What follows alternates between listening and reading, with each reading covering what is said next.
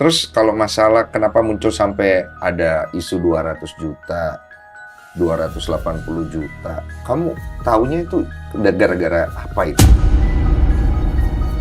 Jadi awalnya tiba-tiba ada debt collector datang ke rumah aku pada saat aku lagi live call. Permasalahannya apa? Belum dibayar. Oh berarti itu mobil dikredit ya? Iya, di kredit belum dibayar. Mobilnya ada di mana? Nggak tahu, nggak ada di rumah aku. Aku juga nggak tahu bentuk mobilnya yang mana. Mobil apa nama mobilnya? Range Rover ya? Range Rover. Betul. Yang kemudian itu atas nama Atas nama mantan aku. Koruben. Iya. Dia bilang sertifikatnya dijaminkan ya untuk biaya bangun rumah. Barang-barang ini maksudnya gimana? Kan, Barang-barang gini, dia bayar. Habis itu mandet. Jadi ada kiriman kasur baru lah ke rumah Pondok Indah. Disuruh kirim bapak ke apartemen. Jadi mungkin dia sudah ada planning buat tinggal di sana bersama yang lain.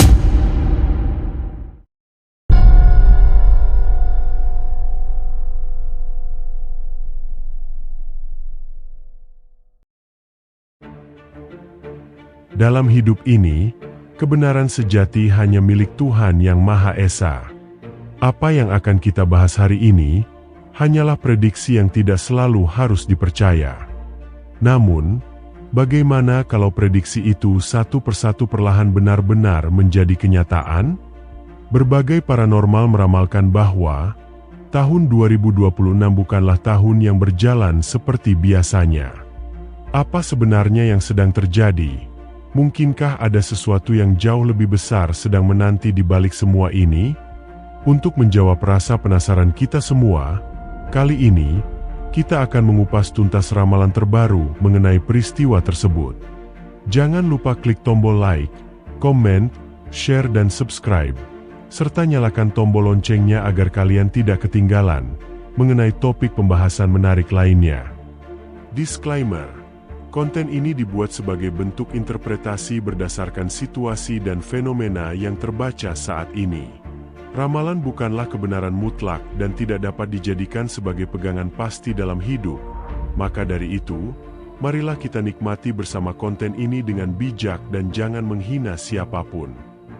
Dalam pengakuannya, Sarwendah mengungkapkan kronologi yang menurutnya menjadi awal munculnya polemik mengenai tunggakan kendaraan hingga isu debt collector yang ramai diperbincangkan publik. Menurut penuturannya, peristiwa itu terjadi setelah dirinya dan Ruben Onsu resmi berpisah. Saat sedang melakukan siaran langsung, ia mengaku didatangi dua orang yang mengaku sebagai debt collector dan mencari sebuah mobil yang disebut masih memiliki tunggakan cicilan. Namun, Sarwendah mengaku terkejut karena kendaraan yang dimaksud tidak berada di rumahnya, dan bahkan ia mengaku tidak mengetahui keberadaan mobil tersebut.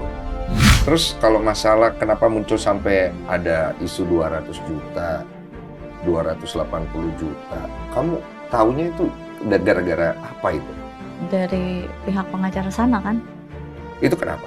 Jadi awalnya tiba-tiba ada debt collector datang ke rumah aku pada saat aku lagi live call.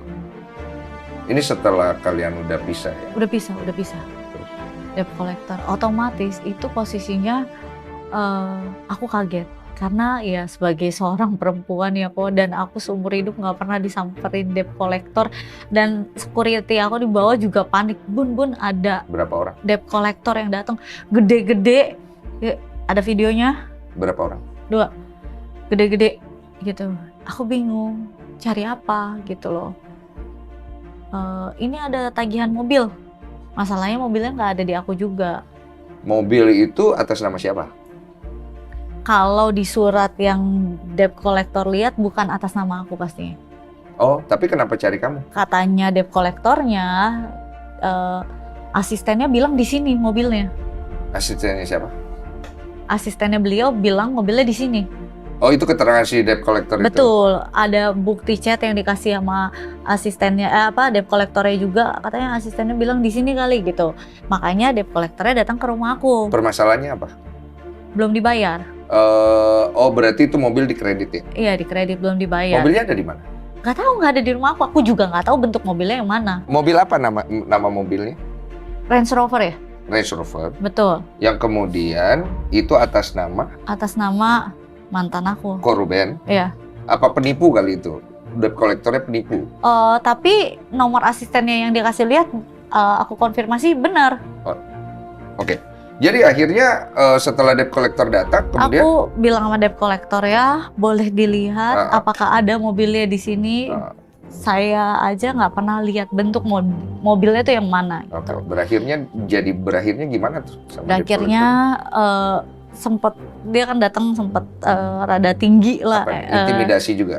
Iya sangat gitu loh. Jadi aku juga bilang, ya mohon maaf di sini nggak ada, dan posisinya waktu itu juga anak aku mau pergi, ada anak aku yang pulang gitu. Jadi ya keadaan cemas ada dong, dan keadaan sangat tidak nyaman ada dong.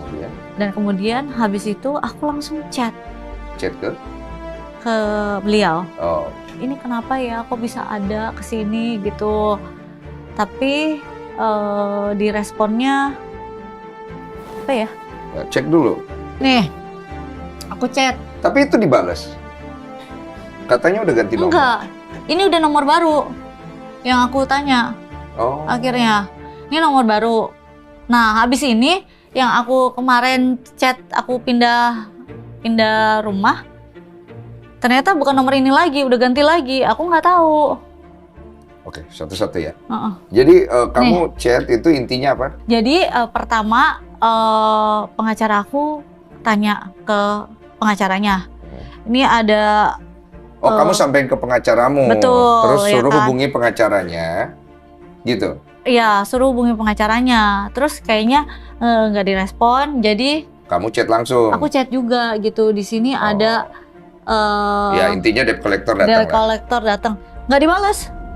Ini 8 November. Oke, intinya nggak dibalas. Nah, 15 November aku chat lagi. Heeh, Ayo kita ketemuan yuk, duduk, cari solusi. Nggak dibalas lagi. heeh. 20 November aku chat lagi. Hmm. Kapan kita mau menyelesaikan masalah anak-anak dan biar mencari solusi lah. Hmm. Nah, akhirnya 20 November dia bales gitu loh. Berarti Ya, belum ganti nomor. belum ganti nomor gitu loh. Nah, ini Dibalas- aku balas. Dia balas nggak poin yang masa debt collector? nggak ada sama sekali, dia tidak membahas. Oke. Jadi dia cuman kayak jadwal anak-anak mana.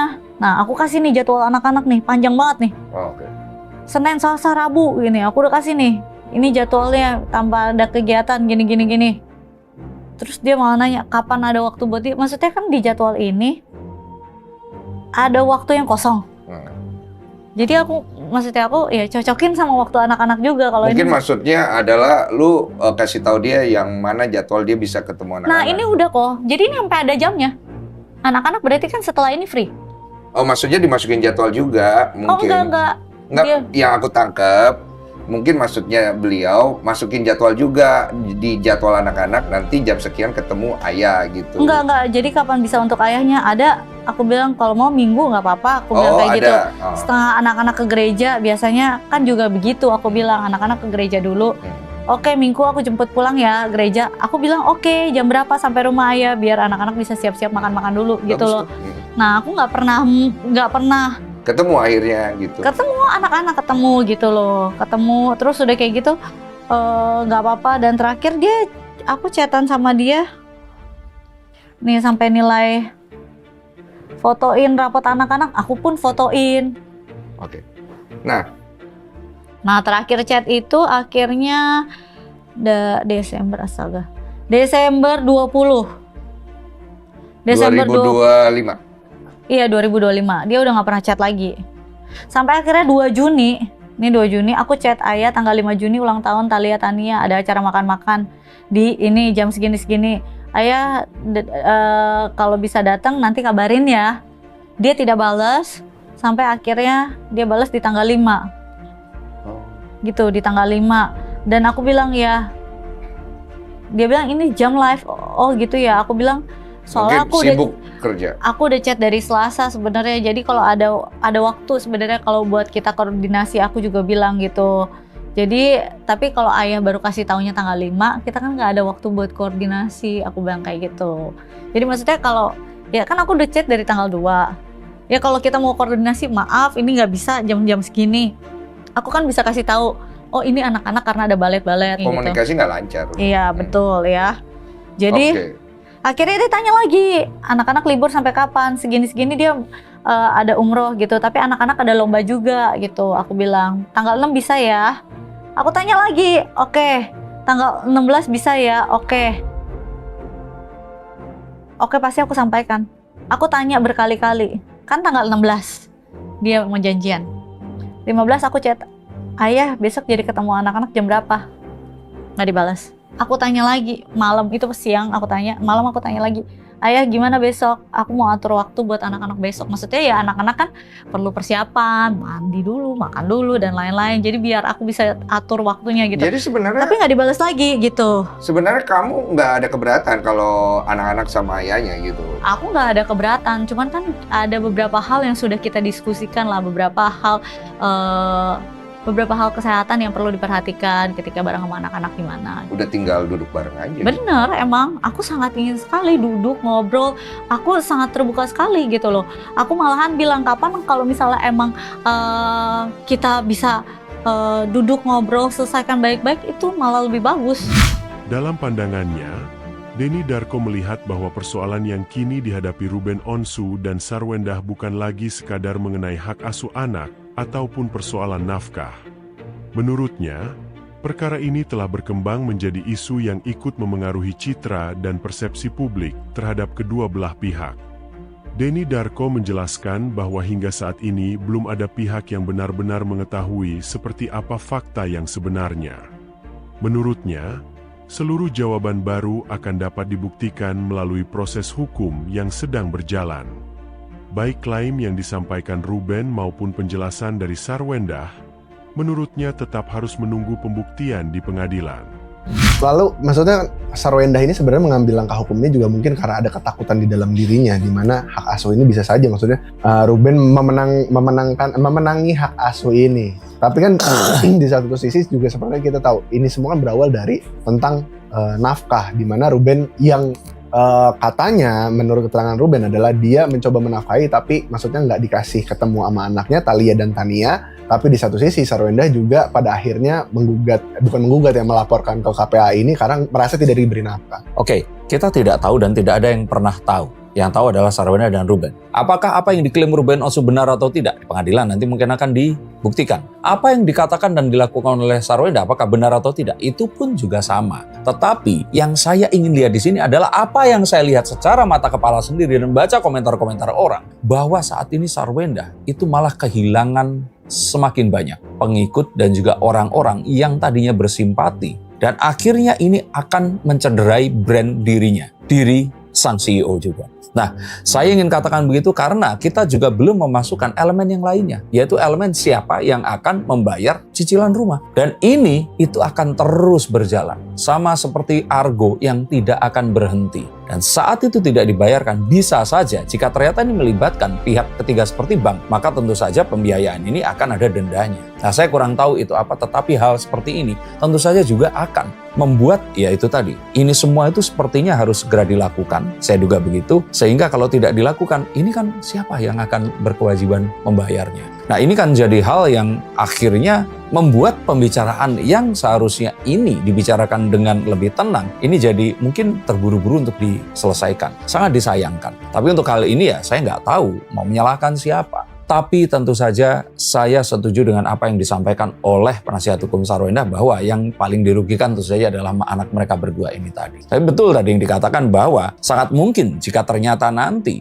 publik ini melihat hal ini terus kemudian lebih banyak mendukung Ruben Onsu dan akhirnya saya nggak tahu hakim di sini akhirnya memandang sesuatu yang ya mungkin nggak bisa dipandang selama ini atau ternyata Ruben Onsu kemarin kan saya nggak kepikir loh ya Ruben ini bisa menemukan video di itu kan 12-12 ya yang Gio makan mie ya kalau nggak salah. Yeah. Nah saya nggak kepikiran nanti akan ada apa lagi setelah ini. yang akan membuat Komnas Perempuan dan KPAI ini malah akan mempertanyakan atau memberikan sebuah penilaian yang akan lebih berat kepada Ruben untuk bisa menerima hak asuh anak. Jika itu yang terjadi, maka seperti yang saya katakan di video sebelumnya, video yang ini, Sarwenda akan bisa kehilangan semuanya. Bukan artinya saya katakan Sarwenda nggak mampu bayar ya, tapi itu kan pasti berat ya, 200 juta per cicilannya berapa sih? 200 juta. Cicilan pastinya nggak 200 juta itu udah include nafkah kan? Ya kita nggak tahu, tapi kan itu jumlah yang sangat besar gitu loh. Yang ya sebenarnya sangat mungkin ya bisa untuk dicarikan alternatif pembiayaan yang lainnya dengan nama besar Sarwenda ini tadi. Tetapi dalam kondisi seperti itu harus menjalani ini semua, harus beracara dan penasihat hukumnya juga pasti kan harus dibayar secara profesional juga. Ini bukan sebuah hal yang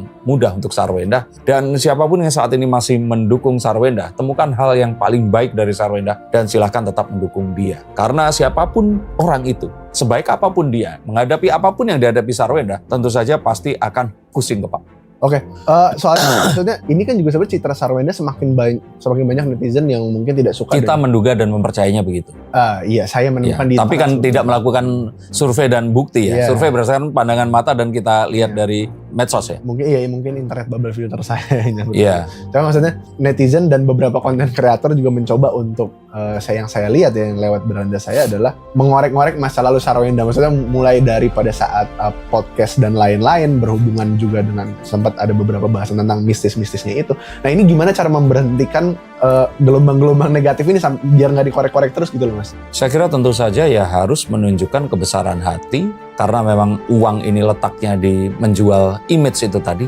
Semua artis seperti itu, saya pun juga demikian. Artinya harus ada sesuatu yang memang dikorbankan, dan itu adalah ego. Perasaan bahwa kita ini sudah mendapatkan ini semua karena tangan kita, karena apapun yang kita lakukan, kita merasa bahwa kita sudah sukses, yang mana ternyata di zaman seperti ini, itu semua bisa hilang seketika. Maka saya pikir egonya ini harus disimpan dulu, mengetahui dan membuat strategi yang terbaik, dan mengeksekusi secara berhati-hati. Sarwenda saat ini memegang bolanya. Anak-anak masih bersama dirinya. Rumah pun itu sudah menjadi hak anak-anak dan haknya dia. Dia sementara anak-anaknya masih belum dewasa kan ya. Yang artinya dia seharusnya sangat berhati-hati menjaga itu tadi. Makanya kemarin saya sarankan datangi secara personal. Ruben sebagai laki-laki mungkin juga merasa egonya di sini itu terluka, dan kata maaf, bahkan saya ingin katakan kalaupun ternyata pada kenyataannya bukan kamu yang salah. Ini akan menjadi sebuah pembuka untuk obrolan selanjutnya yang akan bisa memberikan kemenangan tanpa harus mengadakan sebuah rame-rame yang akan saya katakan ini mencederai brandnya Sarwenda itu tadi. Sangat disayangkan. Dan saya yakin ya, walaupun orang-orang ini tetap mendukungnya, tapi brand-brand yang tadinya mau masang di tempat Sarwenda ini pasti amat jauh berkurang daripada sebelumnya. Dan ini sesuatu yang seharusnya kalau dia punya manajer, ya siapapun itu, pesan dari saya adalah coba difikirkan baik-baik, karena itulah yang akan bisa membayar rumah nanti, menghidupi anak-anaknya. Walaupun misalkan sekalipun, mohon maaf ya, dari Ruben pun saya yakin Ruben pasti akan tetap bertanggung jawab, tapi at least paling nggak Sarwenda ini menemukan satu pemasukan yang lebih steady, dan itu semua hanya akan terjadi jika dia bisa menjaga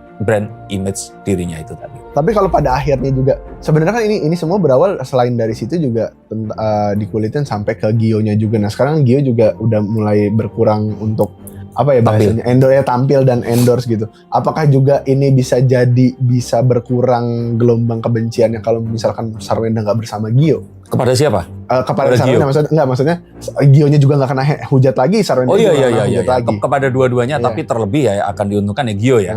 Karena saat Sarwenda ini bareng sama Gio, ya gini loh, pengikutnya Sarwenda ini kan kebanyakan perempuan. Dan kalau perempuan kalau udah benci sama orang lain, itu nyari-nyari alasannya tuh pinter banget gitu loh. Kayak misalkan, itu datang padahal kan bukan muhrim. Nah, atau misalkan datang ke Thailand berdua doang. Ya, atau misalkan itu datang emang nggak kerja, katanya CEO, itu mendingan ya seperti inilah, nggak apa-apa. Datang aja. Bahkan kemarin sebenarnya, saya sangat sayangkan saat ketemu sama Ruben, nganter umroh ya, dia pakai nongol pula. Saya pribadi ya, ini pendapat pribadi ya, dan saya tidak mengecengin di sini ya, tapi kalau saya kembali jadi manajernya Sarwenda, saya akan tahan. Jangan sampai muncul, karena ya oke bener Gio ini pacarnya Sarwenda, itu yang diyakini oleh kita semua ya, dan terus kemudian nggak ada salahnya juga ke tempat umum ya kan, tapi gitu ya. Ini kan sesuatu yang saya katakan itu nggak ada sesuatu yang lebih tepat lagi. Kalau wong Jawa bilang itu ora pener, bener tapi ora pener, nggak not fit, nggak lah pokoknya gitu, seperti itu. Dalam penjelasannya, Sarwenda mengungkapkan bahwa polemik mengenai rumah yang kini menjadi sorotan publik sebenarnya berawal dari proses pembagian harta yang telah dibicarakan sejak sebelum perceraian. Menurut pengakuannya, saat itu ia dan Ruben disebut telah membuat kesepakatan pembagian aset melalui notaris dengan didampingi kuasa hukum masing-masing. Sarwenda menjelaskan bahwa pada awalnya dirinya hanya meminta satu aset, yaitu rumah di kawasan Cilandak. Sementara aset lainnya, menurut pengakuannya, dipersilakan untuk menjadi bagian Ruben. Namun dalam proses pembicaraan tersebut, ia mengatakan bahwa Ruben justru mengusulkan agar pembagiannya dibuat lebih seimbang dengan memberikan 2 aset untuk masing-masing pihak.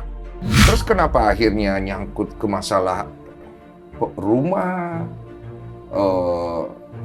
masalah 200 juta? Jadi gini kok, aku rasa ya setelah aku ini putar balik gitu. Rumah yang sekarang ditinggalkan ini itu masih ada tanggungan di bank. Nominalnya juga fantastis. Menurut aku ini nominalnya banyak gitu. Pada saat kita sebelum perceraian, kita sudah membuat surat notaris pembagian harta. Ini berdasarkan pengadilan atau kalian berdua aja? Notaris berdua dengan pengacara. Udah, ini kita diskusi loh. Oke. Aku ada chatnya, kita diskusi dengan baik-baik Oke. gitu. Terus? Jadi diskusi hak asuh di mana gitu, pembagiannya apa. Dari awal aku minta ya udah nggak apa-apa, aku hanya minta satu aset ini aja. Aset waktu itu ada berapa? Ada 4. Ada 4. Ada 4. Aku cuma minta satu aset ini aja. Aset yang rumah. Di Cilandak ya? Iya, di Cilandak. Cepete ya? Ya, di Cilandak. Di Cilandak. Yang 3? Yang 3 nggak apa-apa buat dia. 3 tuh apa aja? 3 ada rempoa, ada villa, ada apartemen. Oke. Ya. Udah. Pembagian begitu. Ada pembagian, udah begitu. Terus? Terus dia bilang, jangan. Udah kamu 2 aja, biar adil. Oh bagus. 2. Oh. Dan ada chatnya juga, kamu bisa capture chat ini untuk dijadikan bukti. Oke. Fair lah. Dia bilang kayak gitu. Oh. Terus aku bilang oke. Tapi ini masih ada di bank. Yang aku tahu, yang di bank itu tadinya cuman yang Cilandak. Oh kamu tahu kalau Cilandak itu dijaminkan di bank? Dijaminkan di bank. Terus Kamu taunya dijaminkan di bank buat apa yang Cilandak? buat yang Cilandak itu dijaminkan di bank. Jadi gini, rumahnya awalnya surat tanahnya udah lunas. Gitu. Emang dari perusahaan. Setahu aku ya, karena aku Itu beli rumah atau tanah doang yang Cilandak?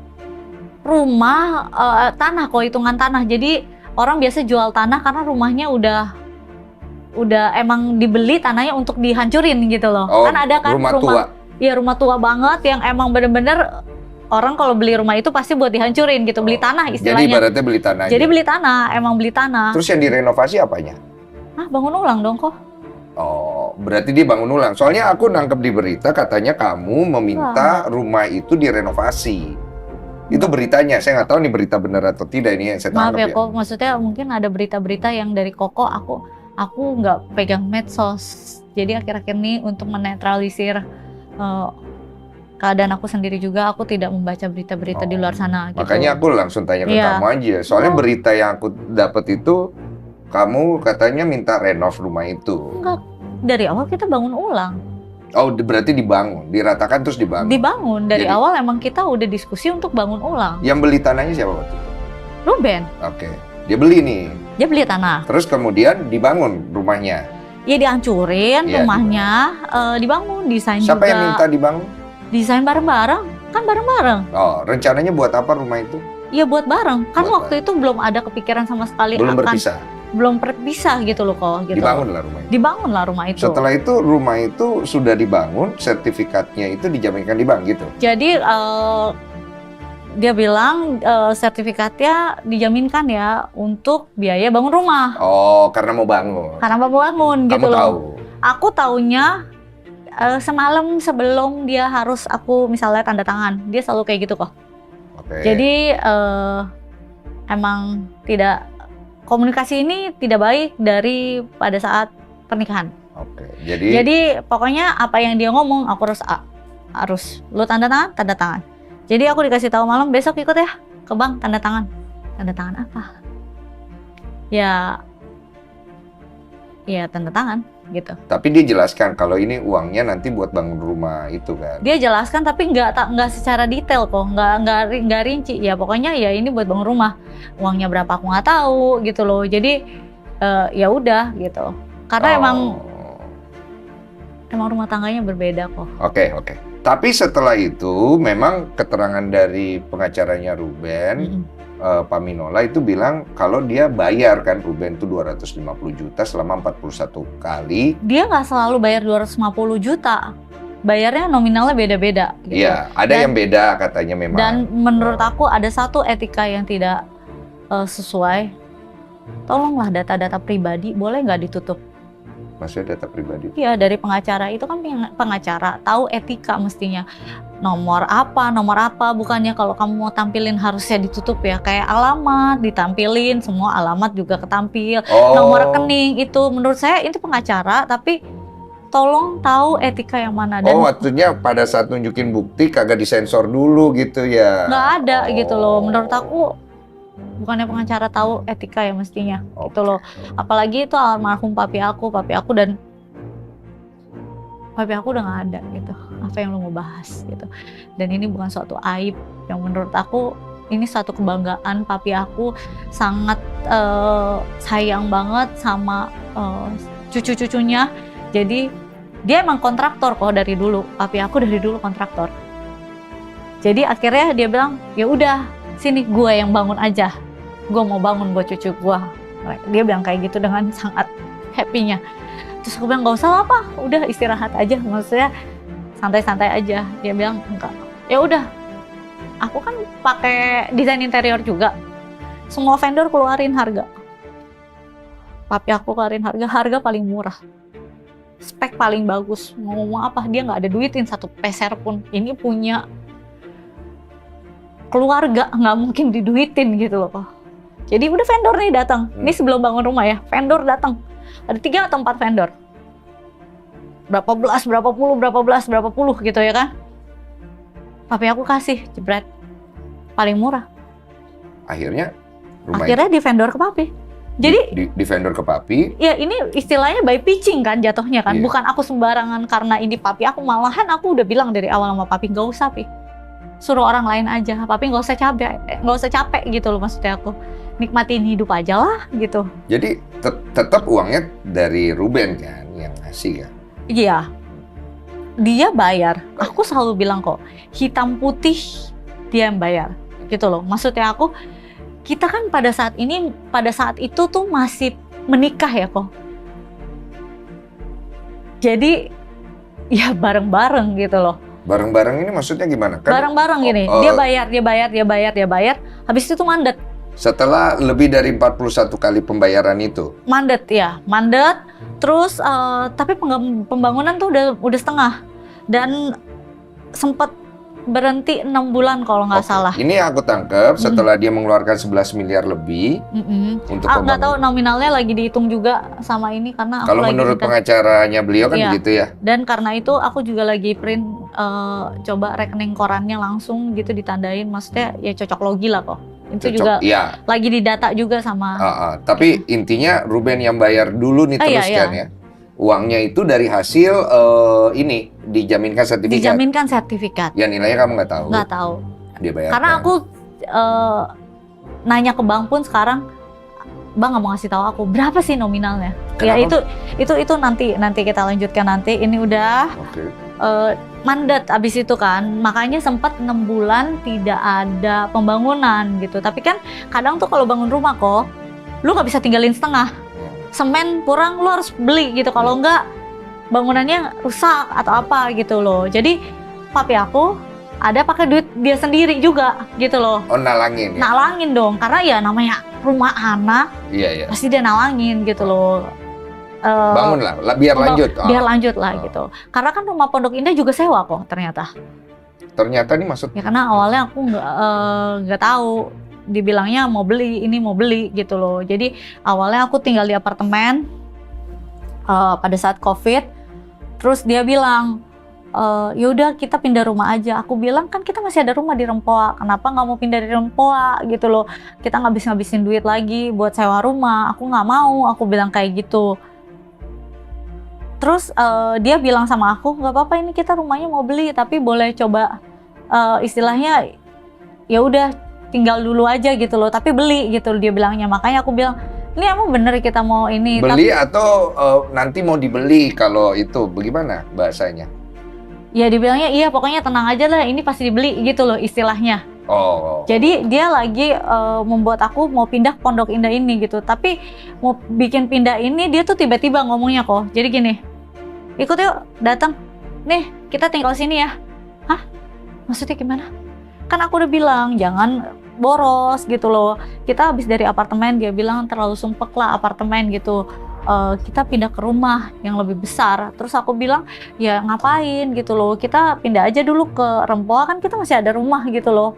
Ya buat apa kita harus sewa, terus kita sendiri punya rumah. Aku mikirnya kayak gitu kok. Maksudnya ya sebagai istri pasti maunya hemat lah. Lah yang rumah yang di Dan kita mau bangun rumah kan. Iya, yang Cilandak itu. Nah Cilandak maksudnya aku kan mau bangun rumah nih. Iya. Ngapain kita harus ngeluarin duit buat sewa rumah? Yang buat bangun rumah di Cilandak kemauan siapa? Kemauan berdua atau siapa dulu? Ya barengan. Siapa yang awalnya beride gitu? Ya karena kan kita udah muter-muter nih kok. Jadi pada saat COVID kita akhirnya muter-muter cari rumah yang sesuai gitu. Karena kan jadi dia nggak begitu mengerti desain gitu. Dan aku suka banget desain karena kan dari dulu papa aku kontrak. Cuma yang ide untuk kita beli barengan gitu. Barengan kok. Yang menginisiasi. Kalau kayak aku di sini kan Ciolif menginisiasi. Kalau keputusan di rumah aku mayoritas semuanya dia. Dulu ya pada saat ini. Berarti dari Koruben menginisiasi, ya, kita cari rumah. Iya, rumah. Buat kita bangun gitu. Betul. Maksudnya ya kalau misal mau cari rumah, ini sesuai nggak dengan kebutuhan. Terus aku kasih tahu, kamu kan butuhnya ruangan ini. Kayaknya kalau ini renovnya rada susah gitu loh. Istilahnya aku yang konsultasi lah, dia nanya ini aku kasih tahu gitu. Akhirnya ya udah kita berpikir ya udah bangun rumah aja gitu.